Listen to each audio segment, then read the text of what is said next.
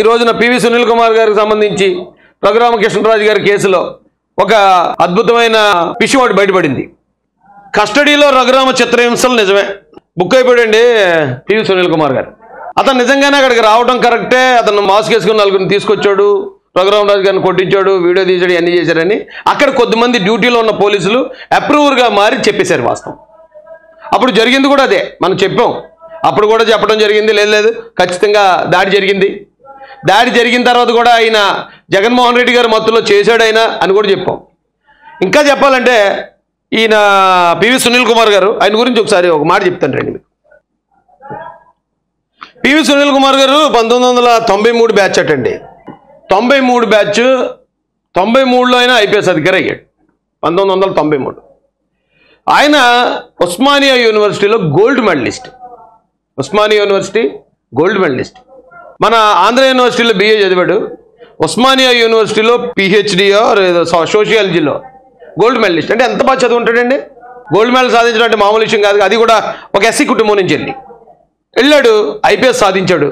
IPS సాధించిన దగ్గర నుంచి అతని హిస్టరీ అంతా అసలు ఎక్కడ ఒక బ్లాక్ మార్క్ లేదు. ఇంకా చెప్పాలంటే చంద్రబాబు నాయుడు గారి పరిపాలన ఉన్నప్పుడు 2017, 2018 2 సంవత్సరాల్లో వరుసగా ప్రెసిడెంట్ మెడల్ తీసుకున్నాడు ఆయన. తెలుసా మీకు? అంటే నేను ఎందుకు చెప్తున్నాను ఇది కంపారిజన్ అంటే, మనం ఎలాంటి నాయకుడి దగ్గర ఉంటే మన పనులు అలా ఉంటాయి. చంద్రబాబు నాయుడు గారి దగ్గర ఉన్నప్పుడు ఈయన ప్రెసిడెంట్ మెడల్ తీసుకున్నాడు. ప్రెసిడెంట్ పోలీస్ మెడల్ 2017 రిపబ్లిక్ డేకి తీసుకున్నాడు. ఉత్కృష్ట సేవా పథకం అండి దాని పేరు. 2017-18కి outstanding meritorious service at ఉత్కృష్ట సేవా పథక్ 2018-19 కూడా. ఈయన నాయకత్వంలో పనిచేసినప్పుడు ప్రెసిడెంట్ మెడల్ తీసుకున్న వ్యక్తి. ఈ నాయకత్వంకి వచ్చేటప్పటికి, జగన్మోహన్ రెడ్డి నాయకత్వం వచ్చేటప్పటికి ఏమైందండి? అటెంప్ట్ మర్డర్ కేసులో ముద్దాయి. అటెంప్ట్ మర్డర్ కేసులో ఇప్పుడు ఐజీ ఇతను ఐపీఎస్ అధికారి, ఎస్పీగా పనిచేశాడు. చాలా ర్యాంకుల్లో పనిచేసుకుంటూ వచ్చిన వ్యక్తి ఈ రోజున ఇలాంటి కేసులు ఇరుక్కుపోవడానికి కారణం ఎవరు? జగన్మోహన్ రెడ్డి లాంటి నాయకుడి దగ్గర పనిచేస్తాడు. పోనీ ఒకవేళ అతను చెప్తాడు, అతని బుద్ధి వంకర కాబట్టి. కానీ మనకు కూడా అంత చదువుకున్నాడంటే ఆలోచన ఉండాలి కదా. ఏదైనా ఒక పని చేసేటప్పుడు అంటే వీళ్ళందరూ ఒకటే ఆలోచనలో ఉన్నారండి. 2024 కూడా గ్యారంటీ జగన్ గెలిచేస్తున్నాడు. జగన్ గెలిచేసాడంటే 2024 నుంచి 2029 ఈ 5 సంవత్సరాలు నేను అలా రిటైర్ అయిపోతాను. ఈలోపు చేయాల్సిందల్లా హ్యాపీ చేసుకోవచ్చు. చాలామంది అధికారులు, ఈయనొకటే కాదు, సీతారామాంజనేయులు కానీ, లేదా విశాల్ గున్ని కానీ, కాంతినారాయణ టాటా కానీ, ఇలాంటి వాళ్ళే కాదు, ఇంకా ఐఏఎస్ ఆఫీసర్లు, గనుల శాఖ ఈడీ ఒకడు ఇవాళ ఇంకొక అతను అరెస్ట్ అయ్యాడు, గనుల శాఖ డిపార్ట్మెంట్కి సంబంధించినోడు. ఇలాంటి ఉద్యోగస్తులందరూ 24లో మళ్ళీ గెలిచేస్తున్నాం, మేము ఏం చేసినా నడిచేద్దాం అనుకున్నారు. కానీ ప్రజలు విభిన్నమైన తీర్పిచ్చారు, వ్యతిరేకమైన తీర్పిచ్చారు. ఆ తీర్పు ఇవ్వడంతో ఇప్పుడు ఈయన పరిస్థితి ఏంటి? Almost career close. రిటైర్మెంట్కి దగ్గరకు వచ్చేసిన ఒక అధికారి, డీజీ హోదాలో ఉన్న అధికారి అయితే డీజీపీ హోదాకు వచ్చి రిటైర్ అయితే తిరుగు ఉండదు ఆయన మొత్తం ఆయన శాశ్వత జీవితం అంతా. ఇప్పుడు నింగికి ఎగిరి నేల కూలిపడం అంటే ఇదే కదా. డీజీ స్థాయికి వచ్చిన వ్యక్తి ఇప్పుడు డైరెక్ట్గా దొరికేశాడు. ఆయన చేసిన తప్పు ఎందుకు చేశాడు? ఆ తప్పు రఘురామరాజు గారికి ఆయనకి ఏమైనా వర్గ వైషమ్యాలు ఏమైనా ఉన్నాయా? గొడవలు ఉన్నాయా? ఏమి లేవు. ఏంటి కారణం? జగన్మోహన్ రెడ్డిని సంతృప్తిపరచాలి. ఇందా మా గ్రూప్లో నడుస్తుంది ఈ ఫోటో గురించి. ఇద్దరు ఒకే హైట్ ఉంటారు, ఇద్దరు మొఖాలు ఒకలాగా ఉన్నాయి, ఇద్దరు ఒకలాగా ఉంటారు చూడడానికి. కానీ సిచ్యువేషన్ చూడండి ఎలా మారిపోయిందో. ఈయన పివి సునీల్ కుమార్ గారు, రఘురామరాజు గారు ఒక్క విషయంలోనే కాదండి ఇలా చేస్తా. గోపాలపురంలో ఎంగిల్ ప్లేట్లు వేశారు అంబేద్కర్ గారి ఫోటోని. ఎందుకు వేశారన్నది మీరు వచ్చి మాట్లాడండి అని మళ్ళంటూ అడిగితే మమ్మల్ని కూడా శ్రీకాకుళం దాకా తీసుకెళ్ళి సేమ్ ఈయనకి ఇచ్చిన ట్రీట్మెంట్ ఇచ్చేపోయారు. ఆ రోజున పోలీసులు, మీరు చెప్తే నమ్మరండి, పోలీసులు నన్ను కూర్చోబెట్టి నీకు ఎక్కడి నుంచి వస్తుంది ఫండింగ్, నీకు విదేశాల నుంచి టైప్ ఉన్నట్టు కదా, నీ సంగతి ఏంటని ఆ టైప్లో అడుగుతున్నారు. కేసు ఏంటి ఎందుకని? మా వాడు కూడా హైదరాబాద్లో ఉన్న సన్నీ దీపక్ అనే కుర్రాడు, ఈయన్ని మా అన్నయ్య జోలికైనా లాగు వదలవద్దు అన్నాడు. అది కేసు. ఆ కేసుకి నన్ను ఇన్వాల్వ్ చేసి అక్కడ తీసుకెళ్ళి నా బ్యాంక్ డీటెయిల్స్ అడుగుతున్నారు, నా ఫోన్ అడుగుతున్నారు. నాకు పార్టీల నుంచి, ఏ పార్టీల నుంచి మీకు సపోర్ట్ వస్తూ ఉంటుంది అన్నాడు. అసలు ఈ ప్రశ్నలు ఎందుకు?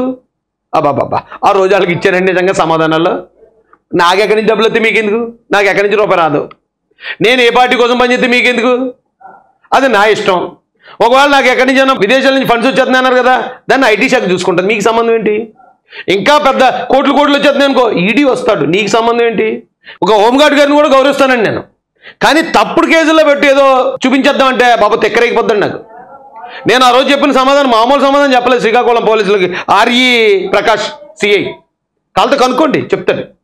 నువ్వు ఫోన్ ఎత్తావేమో అన్నాడు. ఫోను తేలేదన్నాను. ఫస్ట్ పక్కన కానిస్టేబుల్ వచ్చా తేలేదంటే తెచ్చాడండి, బయట వదిలేసాడు. అవును తెచ్చాను, బయటే ఉంది, వెళ్ళి తీసుకో మా వాళ్ళ దగ్గర ఉంది, బయట పొలవమో 200 మంది ఉన్నారు కుర్రాళ్ళు మా వాళ్ళు, వెళ్ళి తీసుకువెళ్ళాను, మాట్లాడలేదు. అయితే నా సమాధానాలు విన్న తర్వాత ఏమంటే ఈయన కానీ కొట్టామంటే ఈడు మొత్తం పెంట చేసేలా ఉన్నాడు పోలీస్ స్టేషన్ అంతానే, కాకపోతే ఆయన మేమేం కొట్టలేమండి అని చెప్పి ఉంటారు అనకే. అయితే ఆ పక్కన కొట్టినాడు కదా అని కొట్టేయండి. మా సన్నిగాడిని కొట్టేశారు, వీడియో తీశారు, పంపించారు పైకి. లేదంటే ఆ రోజు నన్ను కొట్టి, నా షర్ట్ ఇప్పించి నన్ను కొట్టి వీడియో తీసి నువ్వు ఎక్కడన్నా బయట మళ్ళీ ఎక్స్ట్రాలు చేసి వీడియో బయటికి రిలీజ్ చేస్తాను బ్లాక్మెయిల్ చేసే ప్లాన్ అట్ట. ఆ రోజు చిన్నప్పటి నుంచి ఎన్నో డక్క ముక్కలు తిన్నవాళ్ళు, 2 దెబ్బలు తినలేమండి మంచి పని కోసం. తింటాం, అవమానాలు పడతాం, అవకాశాలు కోల్పోతాం, ఏమైనా జరుగుతాయి. అన్నిటికీ ఫేస్ చేసే ఒక రాతి గుండెని కష్టంలో నుంచి వచ్చిన వాళ్ళకి దేవుడు ఇచ్చేస్తాడు. అయితే అలా చేశాడు, అధికారాన్ని బాగా తీవ్రంగా దుర్వినియోగం చేశాడు. కానీ ఆయన కింద నుంచి పైకి వచ్చిన విధానం అయితే రానివరెవరో ఎన్నో రాజకీయాలు ఉంటాయి, సరైన పోస్టింగ్ రావడానికి, లేకపోతే సరైన దగ్గరికి ట్రాన్స్ఫర్ రావడానికి, అబ్బో మామూలు రాజకీయాలు ఉండవు. అవన్నీ తట్టుకుని ఇక్కడ దాకా ఒక్క బ్లాక్ మార్క్ లేకుండా నిలబడిన పివి సునీల్ కుమార్ ఈ రోజున జగన్మోహన్ రెడ్డి చెప్పిన పని చెప్పినట్టు తూచా తప్పకుండా చేయటం వల్ల మొత్తం ఆయన లైఫ్ మొత్తం జీరో చేసుకున్నాడు. జీరో.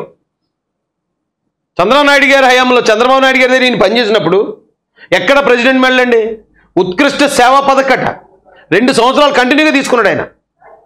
అలాంటి నాయకుడి దగ్గర చంద్రబాబు నాయుడు గారి దగ్గర పనిచేసిన ఏ అధికారైనా ఇగో పలానా అక్రమ కేసుల్లో లేకపోతే చంద్రబాబు నాయుడు గారు చెప్పారు కదా అరెస్ట్ చేయాలని ఎక్కడన్నా ఒక్కటి ఉందా? జగన్మోహన్ రెడ్డి గతంలో శ్రీలక్ష్మి గారిని, ఆవిడ టాపర్, సివిల్స్ టాపర్, ఆవిడ బొక్కలాయించాడు. ఇప్పుడు ఈయన డీజీ, ఈయన వెళ్ళిపోతున్నాడు లోపలికి. గన్నుల షా కూడా ఆల్రెడీ వేళ అరెస్ట్ అయిపోయాడు. ఎమ్మెల్యేలు మంత్రులు పారిపోయి దాక్కుంటున్నారు. ఏంటండి ఇది? ఆ మనస్తత్వం ఏంటి, ఆ మెంటాలిటీ ఏంటి జగన్ గారిది? మీరు లీడర్ కదా, లీడర్లా బిహేవ్ చేయకుండా ఏదో ఒక డాన్లా బిహేవ్ చేస్తే ఎలాగా?